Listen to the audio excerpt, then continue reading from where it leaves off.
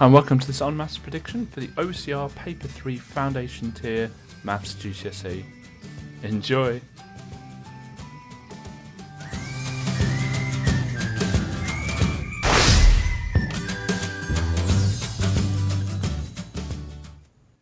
Hi and welcome to this prediction from On Maths for the very last paper. So this is going to be filmed before any of the papers, so please bear that in mind when you watch this. The papers are very condensed, and so it's very difficult to set new videos out. But this paper is still based on all the previous exam paper questions that have come before, including the June and November ones in previous years. And we look at what comes up loads and what is long overdue coming up. Don't also forget you can do this online by clicking here, and it's completely for free, and you can sign up for free and save your scores so you can track your progress with this. On our site it's also the topic busters, which are very focused on specific topics, and there's all the Maths GCSE topics there, so you can practice a specific topic rather than the more generalised. You can also do the revisionator, which will just blast you with random questions. It normally takes about 10 to 15 minutes to complete. So if you've got less time or you want to do something regularly every night, then that's a really good idea. Don't also forget that the online version is random numbers. So the methods and questions will be the same as this video, but the answers will be different, allowing you to do multiple times. If you like this video, please click like. And if you want to see more from us, please click subscribe. Also, just bear in mind that this is a revision tool. Please do all of your normal revision as well. I hope you enjoy this video. Okay, it's really important to realise the properties of all of the quadrilaterals. And we're given a piece of information here, which is one pair of opposite sides are parallel. So if I just draw that out, and I can just draw any set of parallel lines. Now it says one set of parallels, so I've got to make sure none other lines are parallel. There we go. And we know that looking at it now, is definitely a trapezium. And that's the only definition of a trapezium, is one pair of opposite sides are parallel, and obviously it's got four sides because it's quadrilateral. So for this question we're asked to find the percentage of the shape that's shaded. So there are 4 sections in total and 2 of them are shaded. So as a fraction that would be 2 over 4. Well, we can halve top and bottom, so it's a half. And you can see there that half of that's shaded. So what is half as a percentage? Well, a whole as a percentage is 100%. So a half as a percentage is 50%. And if you didn't know that, you need to just practice knowing the main percentages. A tenth is 10%, a hundredth is 1%, and a quarter is 25%. Okay, the next question says what fraction is shaded. So we need to know 2 things. First of all, how many squares are shaded. So 1, 2, 3. So it'd be 3 over the total amount of squares. So there's 1, 2, 3, 4, 5, 6, 7, 8 squares. So the fraction is 3 over 8. For the next question, it says shade in a fifth of this shape. Well, there's 10 squares altogether, and we want to shade a fifth. So we need to find a fifth of 10. In other words, what's a fifth times 10? When you times something by a fraction, just divide it by the bottom of the fraction. So another way of writing that is 10 divided by 5, which is 2. A different way of thinking about this question is if you cut this shape up into 5 equal sections, those sections, the green sections, become a fifth. So if we want to shade 1/5, we just want to shade in one of those sections. And actually that's the amount of squares that our calculation just worked out. So it should be 2 squares. Now it doesn't have to be the 2 squares that I've shaded. As long as you've shaded in 2 squares, then you've answered the question. And the last question says write down the fractions there that are equivalent to a quarter. Well, a nice easy way of starting this question off is just write down things that are equivalent to a quarter. So what I'm going to do is I'm going to times top and bottom of this fraction by 2. So 2 over 8. So I've times them by 2. Then I'm going to times them by 3. So it would be 3 over 12. Then I'm going to times them both by 4, and I'm just looking at this original fraction here. I'm going to times them both by 4, so it would be 4 over 16. And times them both by 5, 5 over 20. Now all those fractions are equivalent, which means the same as a quarter. So let's have a look at our list. Well, we've got 2 over 8 there, so it's that one. And we've got 5 over 20 there. So my answer is going to be fraction B and fraction C. On this scale on the side of the jug, we're not given the little tiny notches. So the word estimate means that we're not going to get it exactly right maybe, but we're roughly going to be correct. Now there are wrong answers to this. So if I wrote the answer 22, which would be down here somewhere, that's clearly wrong because we know that the water is above 30. We know the water's between 30 and 40. And if you have a look, it's less than halfway. So we're expecting a number that's below 35. I think if you wrote the number 35, you would get that wrong because it's clearly less than halfway. I think the numbers, probably to get it right, you might get away with 34, but definitely 33 or 32. I think, personally, it's closer to 33, but some of you might look at that and think it's closer to 32, and chances are we'll both get the marks. So it asks for an even cube number. So the cube numbers are 1 cubed is 1 times 1 times 1, which is 1. The problem is that is an odd number, so let's try 2 cubed. Now 2 cubed is 2 times 2 times 2. 2 times 2 is 4, times 2 is 8. So 8 is an even cube number. Now you could have also had 64, which is 4 cubed. 6 cubed is above 100, so that would not count. So 8 or 64 are the correct answers. Alright, so the first place to start on this is to plot the points. So point A is at -3, -2. So along the corridor and up the stairs, well, we're going across -3 on the x-axis, which is this one here, and then we're going to go down 2 on the y-axis. So it's this one here. A really common mistake is to muddle them up. So as long as you remember you're going across and then up or down, obviously if it's negative you go down, then you should be fine. Now it says point A, so I probably should label that as A. And point B is 0, 3. It means we're not going left or right at all. We're just going to stay at 0, but we could go up 3. So it's going to be there. And point C is at 3 -2. So along 3, down 2. Which could be that one there. So that's point C. And it says plot and join these coordinates. So I'm just going to get my ruler and plot and join them. Well, we've plotted them, so we're just going to join them. And there we go, makes a nice little shape there. Now question B says what type of triangle is ABC? So looking at it, it looks like this length here and this length here are exactly the same length. So when we've got a triangle with two sides the same length, it's an isosceles triangle.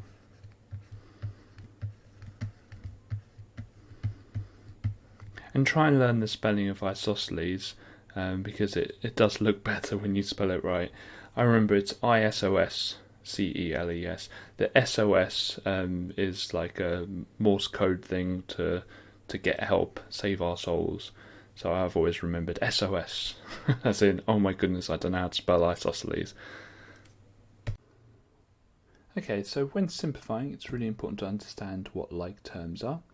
This is an x term, and this is also an x term. This is a y term, and this is a y term. So we're going to add the x terms first. So 13x plus 7x is 20x. And then we're going to add the y terms. So 3y plus 2y is 5y. Now it can be tempting to try and add these together, but these are unlike terms. They're not like terms, so we can't add them together. You can multiply them. So if we times them together, it would be 100xy. But when we add them, we can't add them that is our answer. And the place I'd start with this question, since we're going to be asked for the median anyway, is just to put these in order of sides, and that will help us work out the mode and range. You don't have to do it, it's much easier to spot. So the smallest number's 38. Is there another 38? No, the next number's 39. I think there's a few 39s. Okay, the next number's 41. I'm crossing them out as I go so I don't count them twice accidentally. So 42, 43, 44. Now the mode means most. Okay, if you just remember that, mode most, it's pretty much the same word. So what came up the most? Well, if you have a look, there are 3 39s there, and there's 2 42s, 2 41s. So 39 came up the most. And it's much easier to spot when they're all lined up. The range is the biggest, take away smallest. And again, this is a lot easier when they're all lined up. So it's 44, which is the biggest, take away the smallest, which is 38. Now, I know that you can do this in your head, but use your calculator anyway. Why not? Because this is a calculator question, but we know the answer is going to be 6. Okay, so the median. Now the median is the one that you've got to find the middle one, so it's the middle when in order. And I put that in capitals because most people forget that one who get this question wrong. You have to put them in order of size first, okay? And what you do is you cross out one from both sides, then another one from both sides, then another one from both sides, then another, until you're left with 1 or 2 in the middle. Now if you're left with 2 in the middle, then you add them together and halve it. Or find the number that's halfway between the two. Now if they're both 41, the median will be 41. If you think about it, 41 times 2 is 82, and then halve it, it's going to be 41. Now the mean is, a lot of people call it the mean one. You add them all together and divide it by how many? So I'm going to do this on my calculator. I'm going to do 38 plus 39 plus 39 plus 39 plus 41 plus 41 plus 42 plus 42 plus 43 plus 44. Hopefully I've got the right answer of 408. Over how many there are? Well, there's 1, 2, 3, 4, 5, 6, 7, 8, 9, 10. So I need to divide that by 10, and I get 40.8 for the mean. Now, I would always double check that, so I'm going to do it again on my calculator, because when you're typing a whole load of numbers, it's always easy to make a mistake, but it's very rare to make the same mistake twice, and it's come up with 408 again, so I know it's probably right. Okay, so we're asked to round to 3 significant figures. So what I'd try and do first is write the number down. Now, with significant figures, we start counting at the start of the number. We don't start counting at the decimal point. So I'm going to start counting here. And I'm going to count 1, 2, 3, and I'm going to draw a line down. Now, all the numbers to the right of that line are going to reset to 0. But before they do, we need to look at this number, and this is called our decider number. If that number that I've circled in blue is 5 or more, it means the 7 goes up to 8. If it's less than 5, the 7 stays the same. Now because it is 5, that 7 will go to an 8. Now be careful here, the numbers to the right don't disappear, and some students, when they've done decimal places, they think they just go away.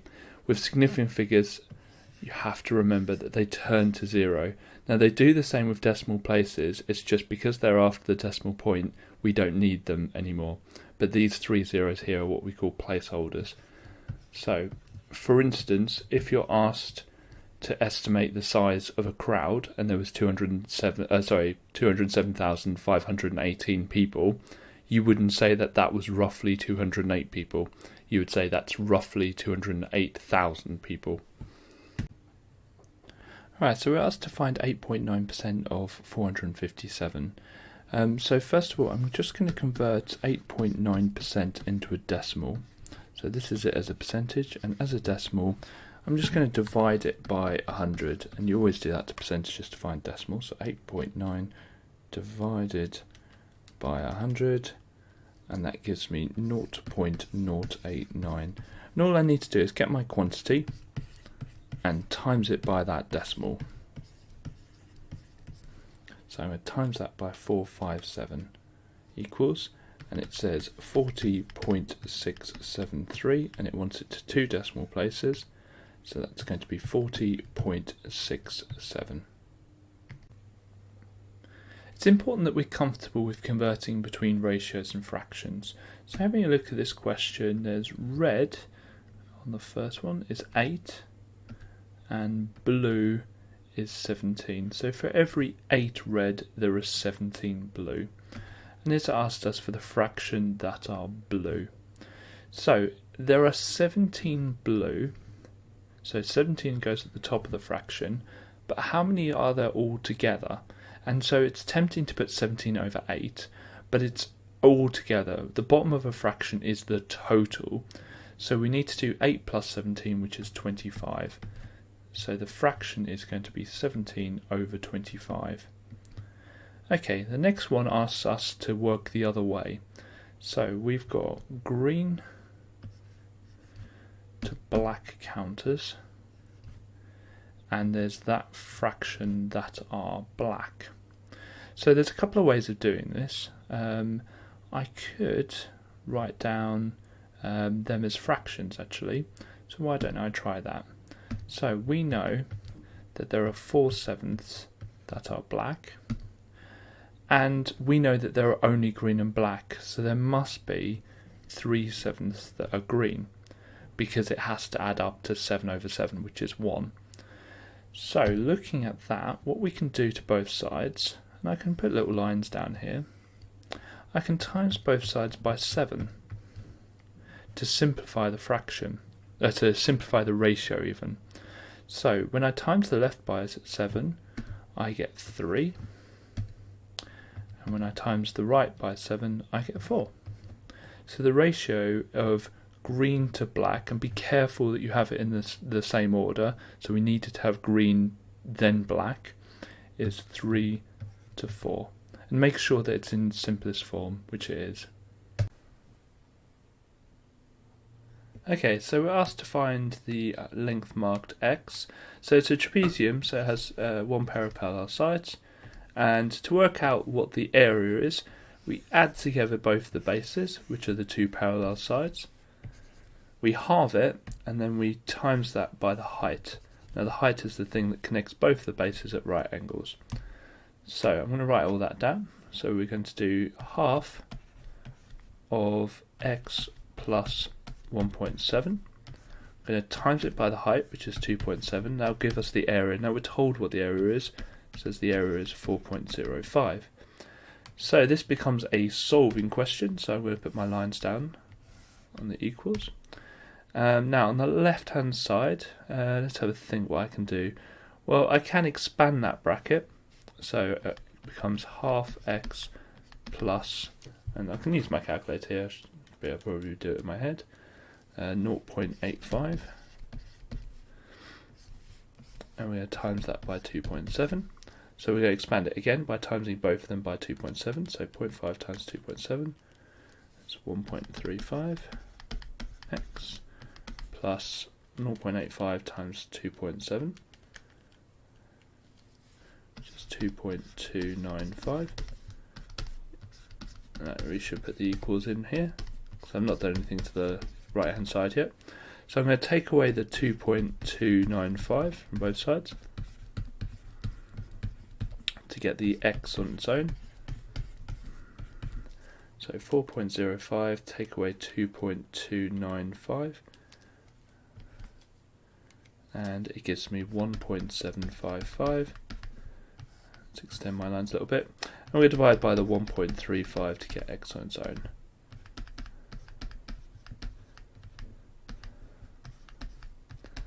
So divide by 1.35, and it gives me the answer of 1.3. Now there's different ways of doing that. I could have divided both sides by 2.7 and then times both sides by 2 at the start, and that would have also worked, and then taken away the 1.7. Probably would have been easier, but I thought this might have been easier to show, but it's up to you, as long as you get the answer 1.3. Now I can check that, so I'm going to do 0.5 times brackets 1.3 plus 1.7, close brackets, times 2.7, and it gives me the answer of 4.05, so I know it's correct. Okay, so there are quite a few different ways of doing this question. One way I'm going to show you now, the fact that £1 equals, not very good at drawing euros, 2.23 euros, and we need to get it equal to 2,676, and so we've got to work out how do you get from here to here. Now the way of doing that is 2676 divided by 2.23, and all on the calculator. So we know we've got to times that by 1,200, which is what the calculator told me when I did 2676 divided by 2.23. Now I can check that by typing in 2.23 times 1200, and it gives me 2,676. So if that works that side, it has to be able to work this side as well. So I'm going to times this side by 1,200, which is quite obvious. 1 times 1,200 is going to be 1,200, and that's going to be my answer, 1,200. Now there's different ways of doing it, different ways of thinking about it. What you can think about is to get from pounds to euros, we times by 2.23. So therefore, to go the other way, we're going to divide by 2.23. And so you just do 2,676 divided by 2.23. There's loads of different other ways of doing it. You can do it with ratios as well. Okay, so we're asked to find the midpoint, which is just kind of the halfway point, and we're given 2 coordinates at the start and end of the line segment. And a really easy way of doing this is you're just finding out the average of the x coordinates and the average of the y coordinates. So to find an average, we're going to do the x coordinates first. You add together the 2 coordinates, the 2 x coordinates, and divide by 2, because there's 2 numbers. So 2 plus minus 1, well 2 take away 1, because the minus will win against plus and a minus. So 2 take away 1 is 1, and divide by 2 is just going to be 0.5, or just a half.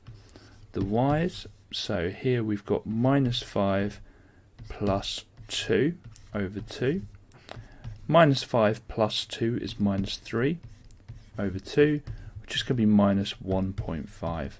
So the coordinates are 0.5 minus 1.5.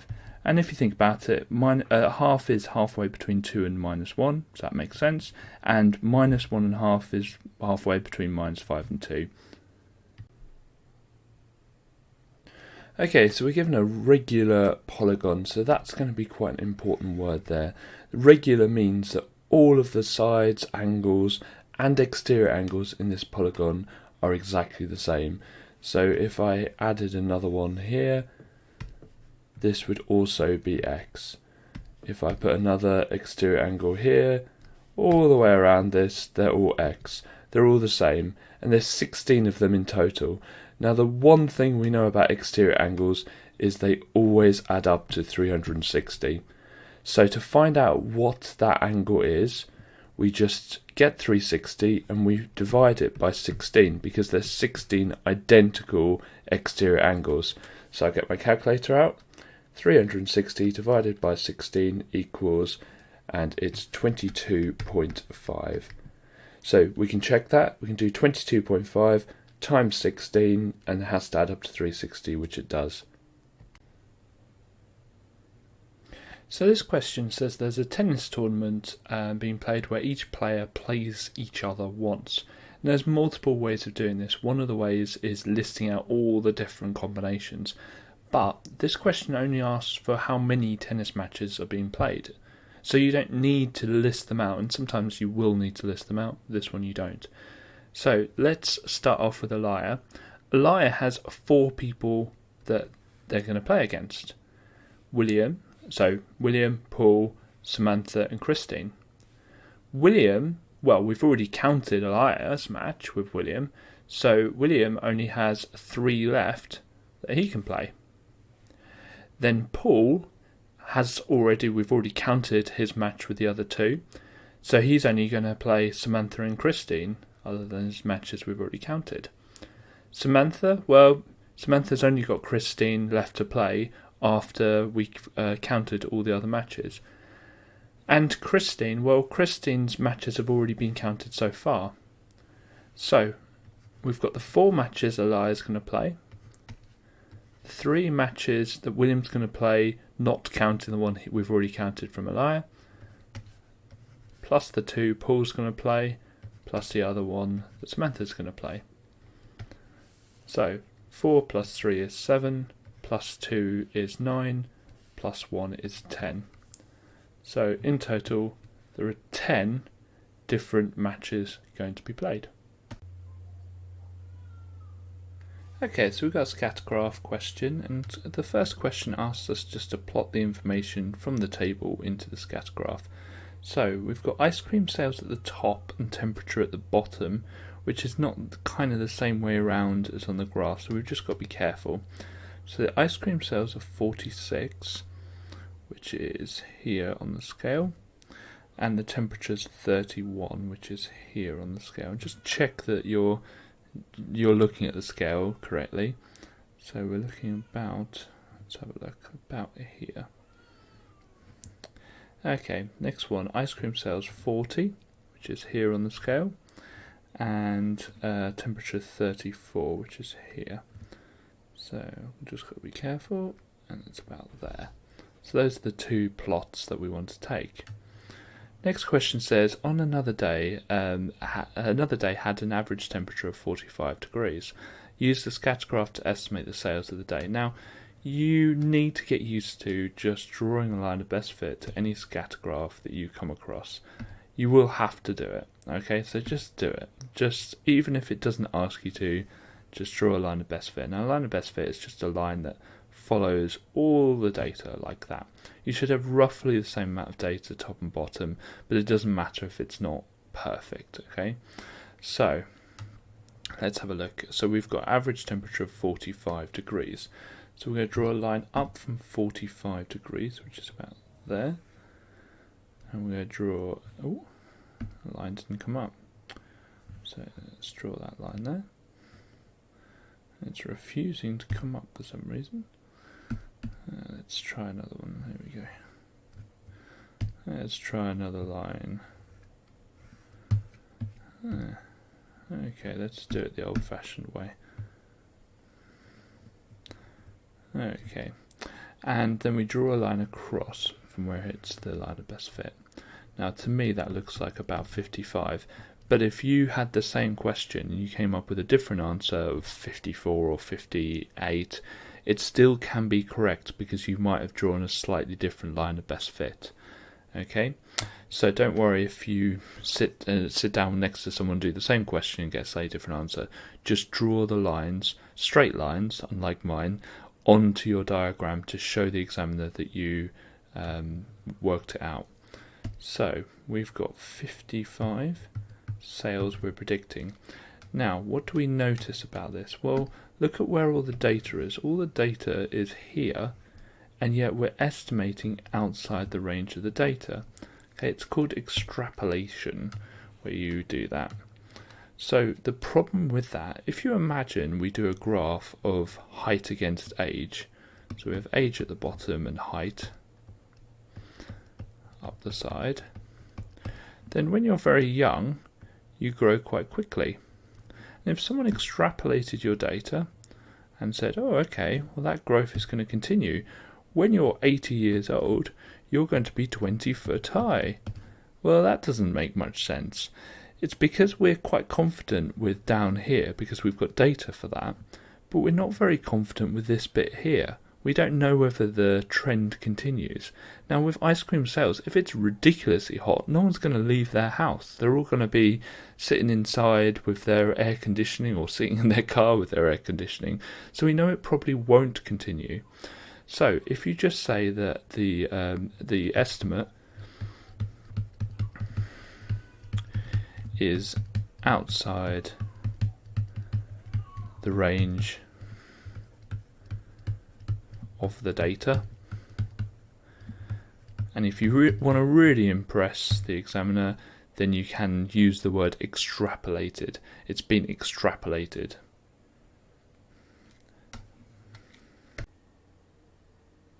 Okay, factorise means put it into brackets. So looking at the first one, there's a t I can divide out of both of them, so I put t on the outside of the bracket, but there's no number because 7 and 5 don't have anything that goes into both of them. So I think, what do I times t by to get to 7t squared? Well, it's going to be 7t. And what do I times t by to get to 5t? Well, it's just going to be 5. You can check your answer by expanding the bracket to check it makes 7t squared plus 5t, which it does. Next one, w is only in the first term, so I can't divide out the w, but there's a number I can divide out of both of those. Now, I could pick 2, but actually 4 is a better number because it says factorise fully, which means I need to take out or divide out the 4 rather than just the 2. So 4 on the outside. What do I times 4 by to get to 12w? Well, 3w. And what do I times 4 by to get to minus 8? It's going to be minus 2. And again, I can expand that to check it. Right, the last one, there's a number and a letter. So I'm thinking the number of 16 and 24 would be 8, and the letter would be A. Okay, so there's two things that we're dividing out this time. So I'm going to have 8a on the outside. So I figure out, what do I times 8 by to get to 24? Well, that's 3. And what do I times a by to get to a squared? Well, that's going to be a. What do I times 8 by to get to 16? 2. And what do I times 2 by to get to 16a? So it's just going to leave it because the a is on the outside of the bracket. So a to a times 2 is 16a, so I don't need an a there. So for this question, we just need to remember the area of a circle. Now the area of a circle is going to be pi r squared. Now that's the area for a full circle, my dodgy circle there, but we only have a quarter of it. Now if you have a look, that length there, the 22 centimeters, is going to be the radius of a full circle if I drew the circle properly. So we know what the radius is, and all we do is we times it by the fraction of the circle we have, which is going to be a quarter. So it's going to be pi times r, which is 22 squared, times a quarter. So I'm going to do that on my calculator. Pi times 22 squared, and then you can press equals and then just divide it by 4. That's the same as timesing it by a quarter. And the answer I get is 380.1327 blah blah blah. And so to two decimal places, that's going to be 380.13. First thing we need to realise with this question is, which transformation is it? Well, you have to go through the 4 transformations. The first one I think of is, has it rotated? Has it spun around? No, it hasn't. Second one, is there a mirror image of it? No, they both look the same, so it's not been reflected.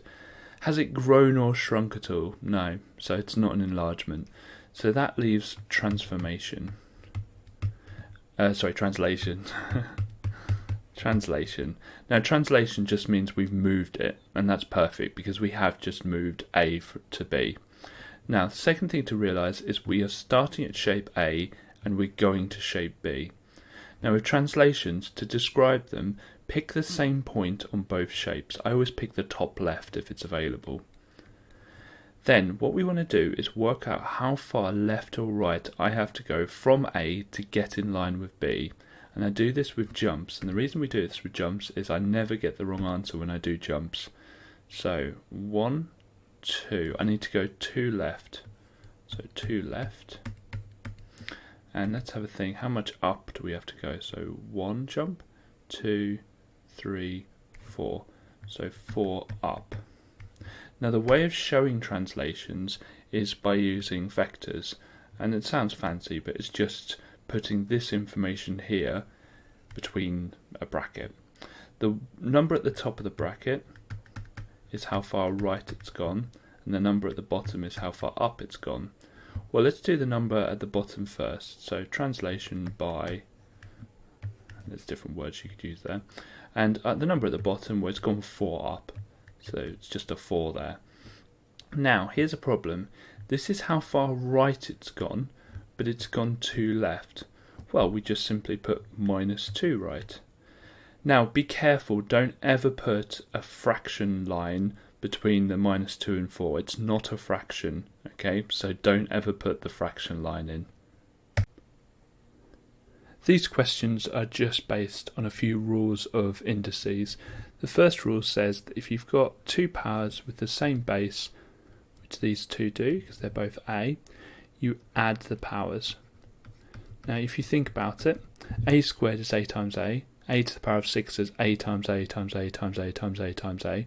So in total we're timesing a by itself 8 times. So it's 8a to the power of 8. The next rule says if you've got a power inside the bracket and outside the bracket, you times them together. So it's m to the power of 3 times 6, which is m to the power of 18. Now this last one's a little bit more complicated, and I'm going to write it out so I've got a bit of a larger one to play with.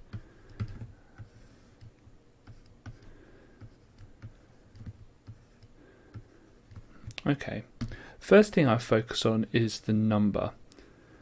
Now 55 over 11, so I know that 55 divided by 11 is going to be 5. 55 divided by 11, that's all we've got to do. And the reason we can do that is there's only one term at the top and one term at the bottom. A term is defined by, whether there's a plus or a minus, and there's no pluses or minuses here. Okay, so the next one, we've got the r's that we want to divide. So we've got r at the top and an r at the bottom. Now this r at the top is technically r to the power of 1. Now when we do r to the power of 1 divided by r to the power of 8, which I'm going to write out down here so I can show you, you take away the powers. So when you times them, you add the powers. When you divide, you take away the powers. So that's r to the power of -7. Okay, now we're left with the s's. And it's the same thing with the s's. This time we're doing s to the power of 15 divided by s to the power of 8. So it's going to be s to the power of 15 take away 8, which is 7. So my answer would be 5 r to the power of -7 s to the power of 7. Okay, to convert from standard form, you just write the number down, and this here, the power, will tell you where to go. So if the power is positive, then you go to the right. If it's negative, then you jump to the left. Now since it's negative, we're going to jump to the left, and it's -6, so we're going to jump 6 spaces. So 1, 2, 3, 4, 5, and 6. So the decimal point will now be here, and you fill in all of the jumps with zeros. So one of the jumps is used by the 8, but all the other ones we fill in with zeros. And whenever you've got just a decimal point, you need to have something before it, so we put a 0 before it. So the answer will be 0.00000084. That would be the answer. So let's just count. There's 5 zeros and 5 zeros. Okay, to convert to standard form, you write out the number, and you try and put a decimal place in to make the number between 1 and 10, but not including 10. So if I put it in here, that would be 72, so that would not be right. So I need to put it in here. Then you count how many times you had to move the decimal point to get it there. So the decimal point started at the end of the number, and we had to move it 1, 2, 3, 4, 5, 6. Okay, so the rule is that the number has to be between 1 and 10, which this one is. Now, if you had a big number, then the power of 10 will be positive. Now here we did have a big number, so it's going to be positive 6. On the previous one, we had a small number, 0.00084. I don't know if I said the amount of noughts that were there, and you can see that the power in the question was negative. So negative power of 10 is really small number, positive power of 10, really big number. This does turn up on the calculator paper as well. So if it does, you can actually just type in question A into your calculator and just write down the number it gives you. Now some calculators are smart and do things in standard form, so you might need to do it this method anyway. Alright, so we're asked to draw a frequency polygon, and the only error you're going to make with this type of question is figuring out what a frequency polygon is. Now, a frequency polygon is where you put little crosses at the points, and the points lie at the group's midpoint. So we've got our first group 0 to 10, so the midpoint will be 5. Next one is 10 to 20, so that's going to be 15. Then 25, then 35, then 45.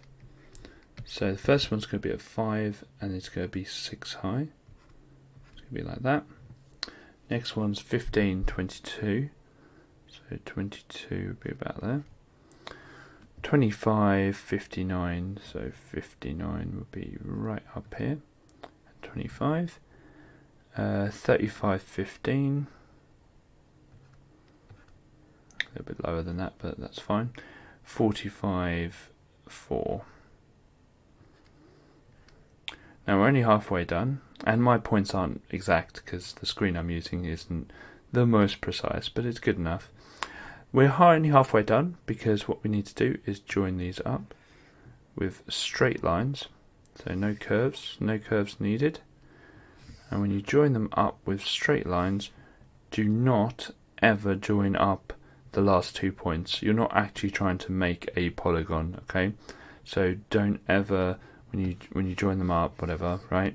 Don't ever draw this line here, okay? That's not a good thing to do, so make sure you don't do that. Okay, and that's it. So midpoints, crosses, and then join them up with straight lines if you're asked for a frequency polygon. Alright, so it says that the town council is saying that over a quarter of the stores get over 30 customers. So we're going to see whether that's right. So over 30 customers would be these two groups here, so 30 to 40 and 40 to 50. So that is 19 altogether. So that's 19 out of, and let's add all the rest up, so 6 plus 22 plus 59 plus 15 plus 4, out of 106. It didn't say it in the question. So it's 19 out of 106, which as a decimal, 19 over 106 be 0.179 to 3 decimal places. So what I would say in the exam is no, because that is 17% or 17.9%. So it's less than 25%. And just write a sentence saying that yes, it's close, but it's not quite at 25%, because even rounding up to the nearest percentage, it's 18%, which is 7% lower than 25%. So just make sure you write all of the numbers in an answer that answers the question. Okay, so we're asked to find the length of the line AB, and the way of doing this is you work out how far across you go and how far up you go, and by doing that you create a right angle triangle. So we go 2 across here, 2 jumps across. And if you don't know that that was 2, let's just do a different method. So to get this other one, 1, 2, 3 jumps up. Or you just know that it goes up to 4, down to 1, 4 take away 1 is 3. So it's a right angle triangle with sides 2 and 3, and we're looking for the third one. Now, The one opposite the right angle is going to be labelled as C. These two, it doesn't matter, I'm going to call that A and that B. We use Pythagoras' formula. So A squared plus B squared equals C squared. And A is 2, so 2 squared plus 3 squared, because B is 3, equals C squared. Let's put our lines in. So it's going to be 4 plus 9 equals C squared. 13 equals C squared. Square root both sides, and let's get my calculator. So square root of 13 is 3.6055 blah blah blah equals C. So to two decimal places, it's 3.61. Now be careful, sometimes it will say that it's done on centimetre square grid, so you might have a units attached. If you want to put units but it doesn't say any, you can just write 3.61 units. For these types of questions, always make sure that you show your working, show how you know something is something. So the way I would start this, and this is not the only correct answer, is I realise that these two are the same. So I know that 2y minus 50 equals 52. The reason I know that is that they are corresponding angles.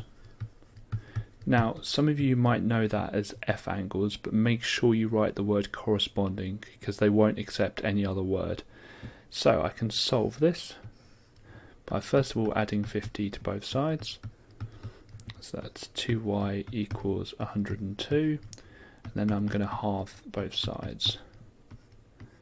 So y equals 51. So I know y is 51, so I now know that this angle here is 51 degrees.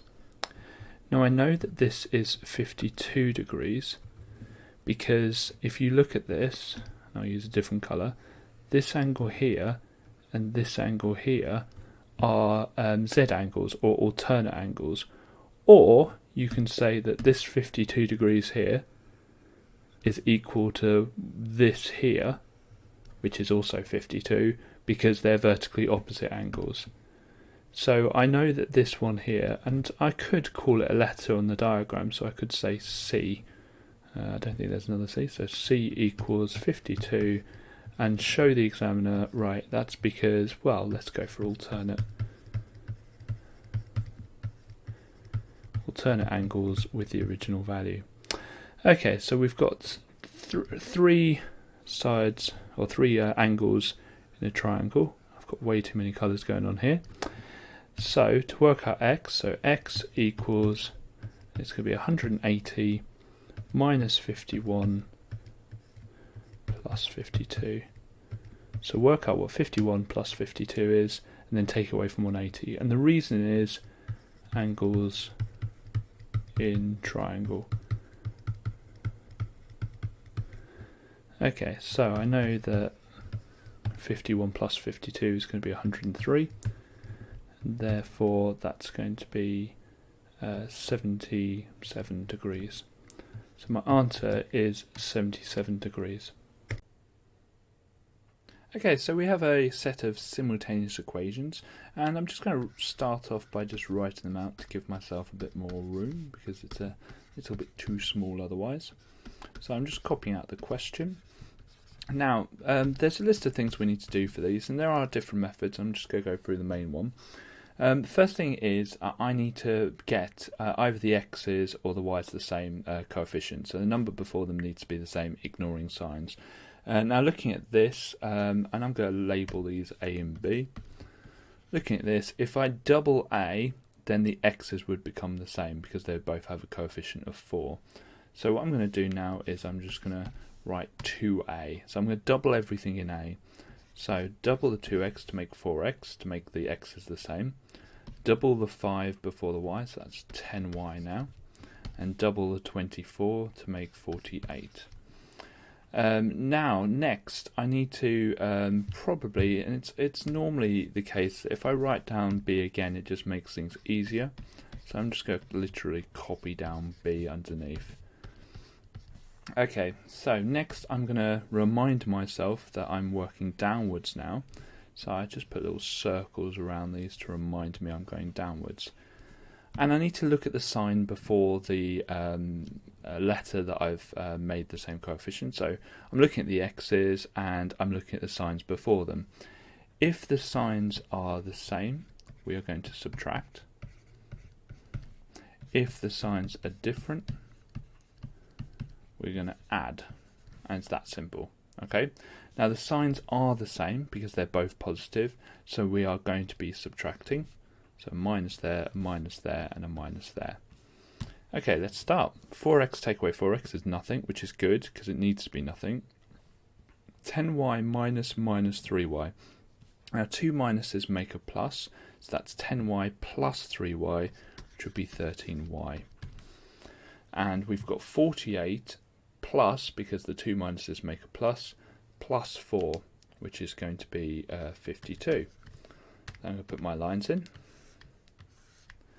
Okay, next I need to do 52 divided by 13. And we're going to do both of these divided by 13. So we've got y equals, I think it's 4. So 4 times 13 is 52. So yeah, y equals 4. Then I'm going to pick one of the equations from the question and I'm going to substitute the 4 in. I'm just going to pick the top one. So 2x plus 5 times 4, because we know that y is 4, equals 24. And again, put my lines in. So it's 2x plus 20 equals 24. Take away 20 from both sides. 2x equals 4. Divide both sides by 2. Extend my lines a little bit. And x equals 2. Now if you've got time in the exam, you can check that that's right by using the second equation. So 4 times 2 is 8. 3 times 4 is 12, and 8 take away 12 is minus 4, so we know it's correct. So x is 2 and y is 4. Okay, so for the first thing to do with this question is to write it out twice. Whenever you square something, you times it by itself, and itself is the bracket x minus 15. And there are multiple ways of doing the next bit. I'm going to use the grid method for this one, and we put the first bracket at the top, so x minus 15, and the other bracket down the side, which is just x minus 15 as well, and we're timesing, so x times x is x squared, x times minus 15 is minus 15x, x times minus 15 is minus 15x, and then minus 15 times minus 15 is plus 225. Okay, then these two here will add together. So when we write our answer, it's x squared minus 30x plus 225.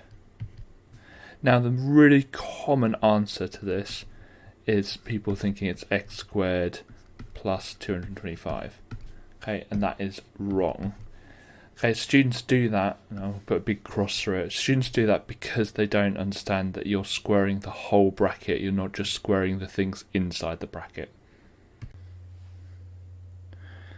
Okay, so question A is about reverse percentages. So in 2014 and 2015, well, let's have a look. So the sales went down between the two. So if we start off with 100%, and they went down 12%, what we're left with 88%.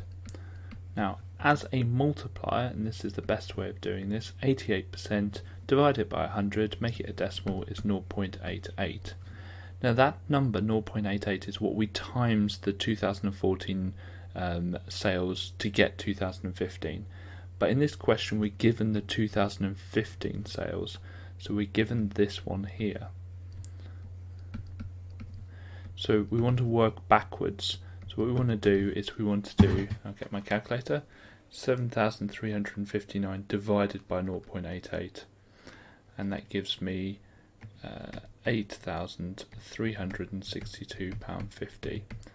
You've got to ask yourself, well, is that reasonable? Well, they went down by 12%, so it's natural that they would go from a number around just over 8,000 to a number that's just over 7,000. So I'm going to write the answer, £8362.50. Okay, the next question says that the sales went up in 2016, or they have a target to get their sales up in 2016. What's the percentage increase? Now, percentage increase or percentage decrease, it's the same formula, is change over original times 100. So the change, well, that's going to be 12272, take away the 2015 sales, so that's that one there, 7359. So they're looking for it to change by 4,913. The original was at 7,359, and we need to times by 100.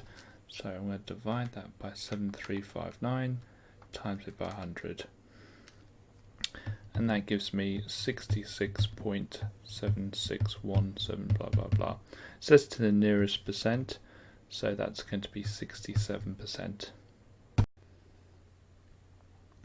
Okay, so I'm asked to complete the Venn diagram, and the E at the top I like to think stands for everything. So all of those numbers need to fit somewhere in this Venn diagram. And we're going to put the square numbers on the left and the odd numbers on the right. Now, there's different methods of doing this. What I like to do with this type of question is just do it one at a time. So we're going to start off with the 16. Now, 16 is a square number, but it's not odd. So I'm going to leave that here. 75. Now, 75 is not a square number, but it is odd. So I'm going to put that there. Now 1 is a square number and it's odd, so that's going to go in the middle. 4 is a square number but it's not odd. 28. Now 28 is not a square number and it's not odd, so that's going to go out here. 9 is a square number and it's odd, so that's going to go there. 93 is not a square number but it is odd. And 2 is not a square number or odd. That's going to go on the outside here. And I like to just add them up, find out how many numbers we've got in our Venn diagram. So 1, 2, 3, 4, 5, 6, 7, 8. And find out how many numbers we should have. 1, 2, 3, 4, 5, 6, 7, 8. So we haven't missed any, because it's quite easy with this type of question to miss a number out. Okay, so there's quite a few different ways you can do this question. I'm going to find out length CB, and then I'm going to, from that, find out length CE. So this question asks us for length CE. Now CE is the length that's shown at the bottom here. This is CE here. Okay, so that's the one we're trying to find. Now I'm going to first of all find out what CB is. Now what I'm going to do is just label this X, and I realise that it needs to be trigonometry, because this is a rectangle, that's a right angle, so I'll need to use trigonometry for it. So we've got opposite and we've got the hypotenuse. So we're going to use sine, so SOH. So it's going to be sine 68 equals 27 over x. And I'm going to times both sides by x and divide both sides by sine 68. So that gives me x equals 27 over sine 68. And so if I do that on the calculator, 27 over sine 68, and that gives me 29.1204. And I just do a few more decimal places than usual, because it's not an answer and you should never round your working out. If it's asking for one decimal place, I think 4 decimal places should be enough, but I'm going to try and keep it into the calculator if I can. So the next thing I need to do is work out CE. Now I'll need this angle here, which actually I can just take away 68 from 90, because it's a rectangle, the whole thing will be 90 degrees.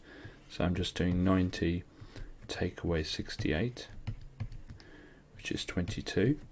So that's 22 degrees. Now I'm looking for this one, so CE. I'm going to call CE Y. And I've got, so what have I got? I've got the adjacent here, so this is now the adjacent, and I've got the hypotenuse because this is opposite the right angle. So this time I'm going to be using cos, so it's CAH, so cos 22 equals equals my 29.1204 blah blah blah blah over y. So again, I'm going to times both sides by y and divide both sides by cos 22. So y equals 29.1204 blah blah blah over cos 22. Now I kept that in my calculator, so I can just press divided by cos 22.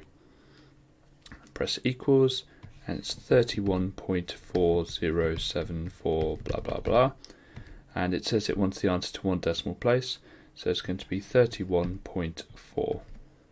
Now, if I lost you a little bit because I went quite quickly through trigonometry, this is a kind of question you do when you're quite happy with trigonometry. There's loads and loads of videos on the site that go through right from the basics of trigonometry.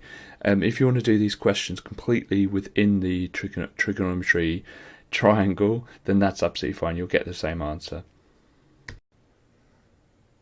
Whenever we see a 3D shape in a question, you've got to ask yourself, is the question asking for a volume or a surface area?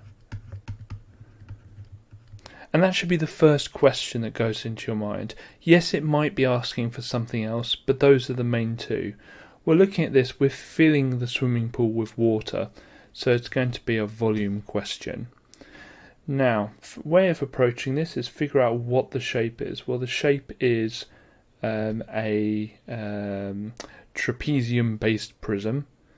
So we've got to first of all work out what the area of the trapezium is. So I'm going to draw the trapezium out first. And that height is going to be 2.7 that side, 5.3 that side, and 25 across. And I'll leave off meters because I know they're all in meters, but do check they are all in meters when you do this. So we've got to first of all work out the area. Now the area of a trapezium is half A plus B H. Now A and B are always the two parallel sides, and then the height is the one that connects them at right angles. So the height is going to be 25 there. And all you're doing is working out the average of the two bases, the 2.7 and the 5.3.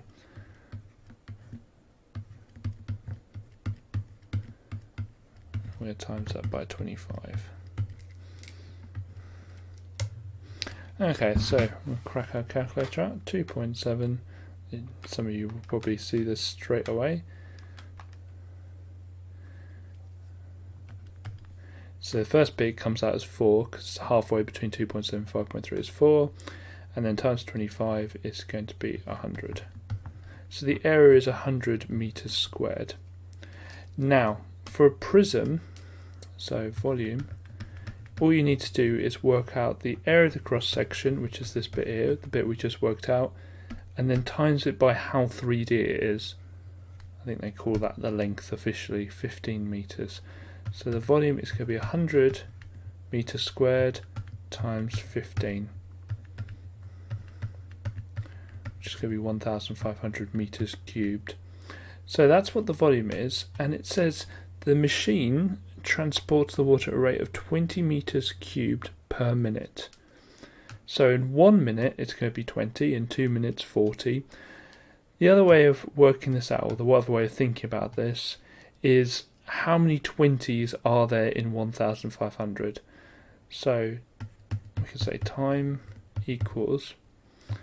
So this is how much it's got to fill, and this is how much it does per minute. So on the calculator, 1,500 divided by 20, which equals 75 minutes. So it's going to take 75 minutes to fill the pool. In this question we're asked to compare two banks, and normally when I'm asked to compare something I just put a line down the middle of the working out and I put one of them on the left hand side and one of them on the right hand side, and as long as it's identifiable which one is on the left and which one's on the right, you don't need to necessarily put the whole name down, but you can do. So I'm going to start with a super bank. It says we have 2.3% for the first year and 1.8% for all other years, and we're doing this for 2 years at £300. So first of all I want to work out what the multiplier is. Since this is the calculator paper, we use the multiplier method. So we start off with 100% always, and compound interest means we're gaining money, so we're going to go up by 2.3%, so that means we'll have 102.3%. So as a multiplier, what we do is we just divide that percentage by 100 to get it as a decimal into what we call a multiplier, 1.023. So if I times 300 by that, that will tell me what we have after year 1. So let's do that on a calculator. 300 times 1.023. And you might need to press S to D. And that is £306.90. Okay, so that's year 1, and we might as well just write year 1 somewhere. Okay, so year 2, we've got that £306.90, and we need to work out the multiplier for 1.8. So I could go through the same method as before, but actually when you start using multipliers you realise how to just go straight there. So it's going to be 1.018, but you could do 100 plus 1.8 is 101.8 and then divide that by 100. And what's that going to be? So that equals came out a bit wrong.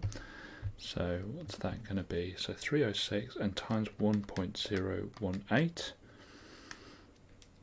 and that says it's £312. And I'm going to round this to 42. I'm going to round it to the nearest penny. Okay, so that is super bank. That's how much we'd get. Now the great bank's a bit easier because it's just going to stay at 2.2. So let's work out as a multiplier. 100% plus 2.2% equals 102.2%, and then as a multiplier that is 1.022 by dividing it by 100. So we're going to times that £300 by 1.022. So 300 times 1.022, and I get £306.60. Then I'm going to times that again by 1.022, so times 1.022, and this time I get 313.34. Ooh, actually that would be 5 if I'm rounding it to the nearest penny. Okay, so it says which account will give her the most money. Well, looking at that, it's going to be the super bank. And when you're writing down an answer, make sure you write down the full name. Oh, it's not going to be super bank, it's going to be the Great Bank. Look at that. So Great Bank Inc. And it says by how much. So I'm going to get that by how much. Let's show the examiner what I'm doing. So I'm going to do 313.35, take away 312.42. So 313.35, take away 312.42. And I get the answer of 93p. So £0.93. Now, if you hadn't have rounded both of those, you might get a slightly different answer. And actually, technically, you shouldn't have rounded them until you got the answer. But on a question like this, where you're rounding it to the actual money she would get, they wouldn't pay her half a penny, then either answer would be correct. And in this bit here, you could have done all of this just as one bit, you could just written 300 times 1.022 times 1.022 or times 1.022 squared. That would be absolutely fine because you'll get the same answer. Okay, with this question, the first thing to realise is that we have two similar triangles here. So we've got the smaller triangle here, and we've got the bigger triangle here. And they are mathematically similar because this angle is going to be the same as this angle because they're parallel lines, those are corresponding angles. This angle is going to be the same as this angle for the same reason, and this is a shared angle. So they're two triangles with exactly the same angles, therefore they have to be mathematically similar. And mathematically similar means all the angles are the same, but we've just multiplied all the lengths by something to get to the new triangle. So, important first step of this is to draw out the two triangles. Okay, and I'm just going to sketch them out roughly. So a small one, and we've got the big one. And then copy the length. So this is going to be 23, this is going to be 9, this is going to be 36 at the bottom here, and this one's going to be 60. Okay, now ask for the value of CE, which is this bottom length here. That's the bit we're trying to find. But I'm going to ignore that, and I'm going to work out what AC is. The reason for that is if I know AC, I can take away from 60 to work out CE, because I know the total distance is 60. Okay, to do that I need to work out what the scale factor is. And the scale factor, all you need is a length on both of the triangles, which is corresponding, which means it's the same length, but on the two different triangles. And to do that, we do the big length. I say the same, it's not going to be the same length, but the same position on both triangles. So big length over small length. Okay, so the two I'm going to pick is obviously the bottom two.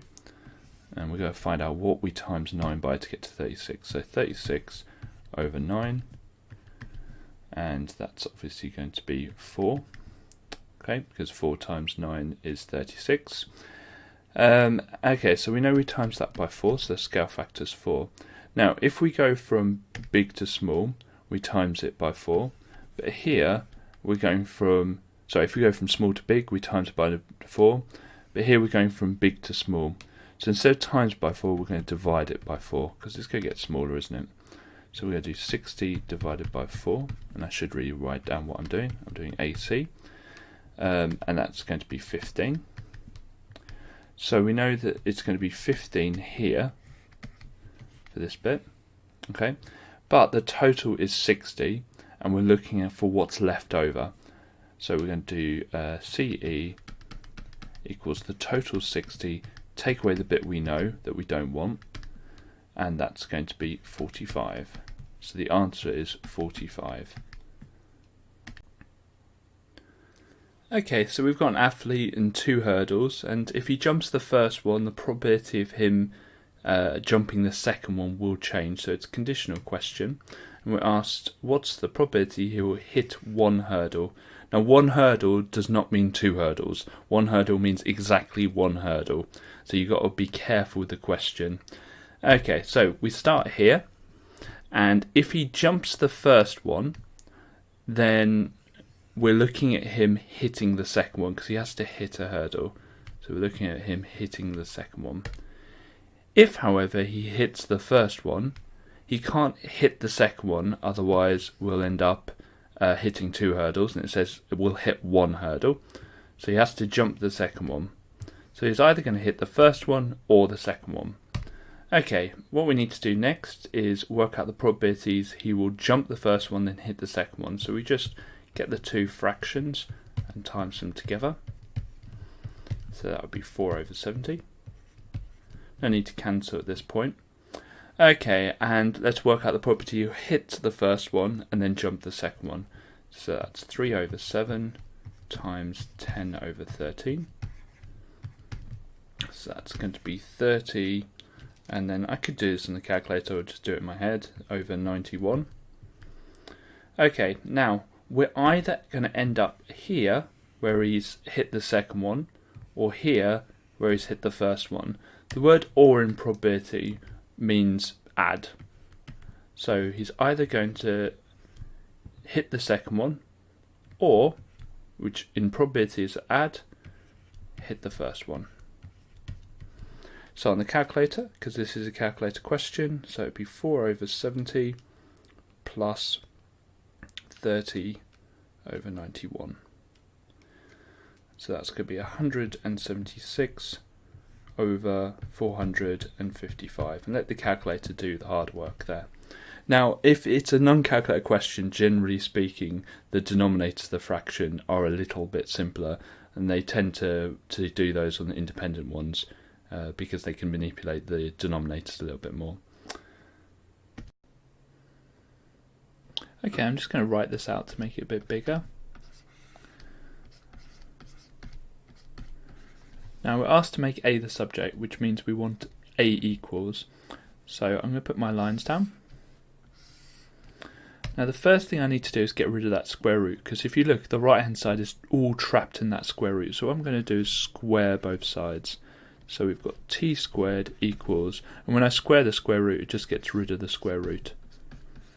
Okay, next I need to get rid of that 3, so I'm going to take away 3 from both sides. So we've got t squared minus 3 equals 10a. Then I'm going to get rid of that 10. Now that's a times 10 there, so I need to divide both sides by 10. Now I could divide the t squared by 10 and the 3 by 10, or I can just write it as a fraction, which is a lot easier. So just put the whole thing over 10.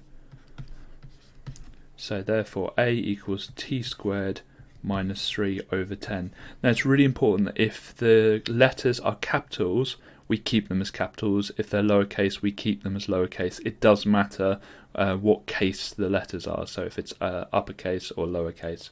I hope you enjoyed that video. If you did, please click like, and if you really enjoyed it, please click subscribe. Also, make sure to check out our website. Our website has a lot more on it, and you can just revise anything you want. Finally, very, very good luck for those of you doing the resits in November, and I hope you get the result you want. Thank you very much.